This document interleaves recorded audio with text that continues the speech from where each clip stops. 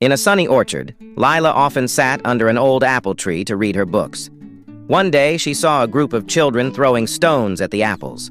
She stopped them gently and said, "The tree gives us fruit.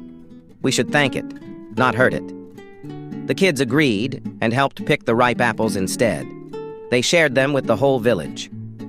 From that day, the tree was loved by all, and Lila was known as the girl who protected kindness. Moral: respect nature, and it will always give back.